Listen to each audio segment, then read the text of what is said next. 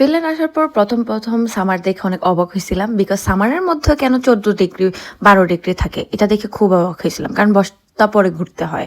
So যাই হোক, ওই দিন হচ্ছে সামারের শুরুতে আমরা হচ্ছে একটা সামার ওয়েলকামিং পিকনিক করছিলাম, একদম সাডেন। সো যতটুকু পারছি ততটুকুই হচ্ছে করছি। এগুলো সব হচ্ছে আগে থেকে প্রি প্ল্যান করা ছিল না, জাস্ট একদিন দুই দিন আগে বলছে, তো ওইভাবে হচ্ছে আমরা পিকনিকটা করছি। আর ওই দিন এত বাতাস ছিল যে আমরা উইন্টার জ্যাকেট পরে নিচে নামছি। কে বলবে সামার, ফিনল্যান্ডের ওয়েদার ইউজুয়ালি এমনই হয়। তো এরপর হচ্ছে আমরা বাইরে কোনো রকম জাস্ট একটু বসে ছবি টবি তুলে চলে আসছে, বিকজ গুড়ি গুড়ি বৃষ্টি পড়তেছিল।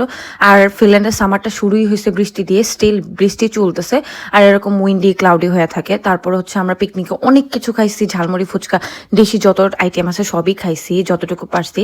দেন হচ্ছে ওইখান থেকে বিকেলবেলা আমরা একটু সেন্টারে গেছিলাম। এই হচ্ছে অবস্থা, লিটারেলি মানে কোট টোট পরে ঘোরা লাগতেছে, মানে এরকম প্যাকেট হয়ে ঘোরা লাগতেছে, বিকজ সেন্টারে আরো ঠান্ডা।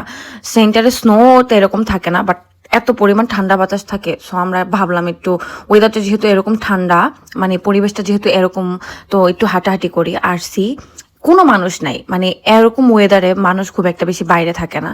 সো যাই হোক, এরপর হচ্ছে আমি বাসায় চলে এসে দেন হচ্ছে আমি একটু শপিং করি। ফিনল্যান্ডে আসার পর আমি ফিনমার্ট থেকে ইউজুয়ালি হোম ডেকোরের জিনিসপত্র কিনে। তোমরা যদি ডিটেলস ব্লগ চাও বা ভিডিও চাও আমি তোমাদের দিব, যদি তোমরা হোম ডেকোরের আইটেম দেখতে চাও যে কিরকম প্রাইস কিরকম, তো ওইটা দেখাইতে পারবো। সো যাই হোক, এরপর রেডি হয়ে চলে যায় আমার ফ্রেন্ডের অ্যানিভার্সারিতে। সো এত কিউট লাগতেছিল এই কাপল দুইটাকে, ও মাই গড, তারা এত কিউট, মানে কিভাবে এক্সপ্লেন করব। যাই হোক, এই কিউট কাপল দুইজনের হচ্ছে অ্যানিভার্সারি ছিল, অ্যানিভার্সারি পার্টি ছিল। সো ওইখানেই গেছিলাম।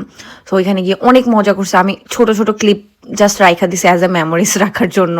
সো এই হচ্ছে আমার মেকআপ লুক, আউটফিট, এটাই জাস্ট একটু দেখাইলাম। দেন আচ্ছা আমরা সবাই মিলে হচ্ছে কিছু গেম খেললাম। সো আমার ফ্রেন্ডের অনেক অনেক ইউনিক বুদ্ধি, হ্যাঁ। সো ও বুদ্ধি করে হচ্ছে অনেক কিছু করার ট্রাই করছে। বেসিক্যালি আমার বাসা চেঞ্জ, জব সব কিছু মিলিয়ে ম্যানেজ করতে আমার একটু প্রবলেম হইতেছিল, যার কারণে আমি কোনো ওইরকম হচ্ছে ব্লগই দিতে পারতাছিলাম না। এটা অনেক দিন আগের ব্লগ, অলমোস্ট 2 মান্থ হয়ে গেছে। সো এটা 2 মান্থ আগের ব্লগ। এটা জাস্ট আমি এমনি র্যান্ডমলি ভাবলাম যে অ্যাজ এ মেমোরিজ হিসেবে রেখে দিই, দ্যাটস আমি এডিট করে পোস্ট করতেছি। দেন আমরা অনেক খাওয়া দাওয়া খাইছি, যাওয়ার পর থেকে খাইতেছি, এনজয় করতেছি। দ্যাটস ওয়ে আমরা ভাবলাম একটু বাইরে হাঁটাহাঁটি করে। দেন আমি আর পাউলাস একটু বাইরে গেলাম হাঁটাহাঁটি করতে। দেন এসে আবার হচ্ছে আমরা গেম এনজয় করতেছিলাম। এইদিকে হচ্ছে অনেক মজার গেম চলতেছিল, আরও অনেক কিছু হয়েছে। আমি এত বেশি ক্যাপচার করতে পারি নাই, যতটুকু করছি অ্যাজ এ মেমোরিজ রাখার জন্য রেখে দিছি যে এখানে কি কি ফান হয়েছে। আমি অনেক এনজয় করছি, লিটারেলি অনেক সুন্দর একটা সময় কাটাইছি ওদের সাথে। অনেক টাইপের গেম এনজয় করার পর দেন রাতের বেলা আমরা ডিনার করছি। ডিনারে অনেক কিছু ছিল, ওই যে বললাম না ওইরকম ক্যাপচার করতে পারি না।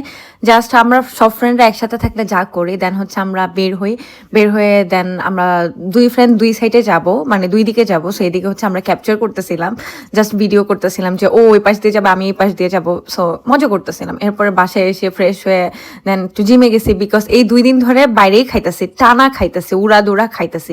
সো জিম না করলে তো এমনি আরো মোটা হয়ে যাব। আর এমনি হচ্ছে মোটা ভুটকি কালুনি কত কিছু মানুষ মুখের উপর বলে দেয়, তো কিছু বলা যায় না।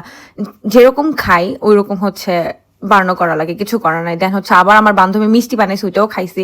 দেন একটু শপিং করতে গেছি। আর এদিকে হচ্ছে আমার ট্যান হয়ে গেছে, একটা কফি মাস্ক বানাইছে। তোমরা যদি জানতে চাও অবশ্যই আমি ডিটেলস শেয়ার করবো। আমার ট্যুরের জন্য কিছু শপিং করছিলাম, ওগুলাই জাস্ট বের করে সেট করতেছিলাম কোনটা কই পরবো। সেই হচ্ছে আমার উইকেন্ড ব্লগ।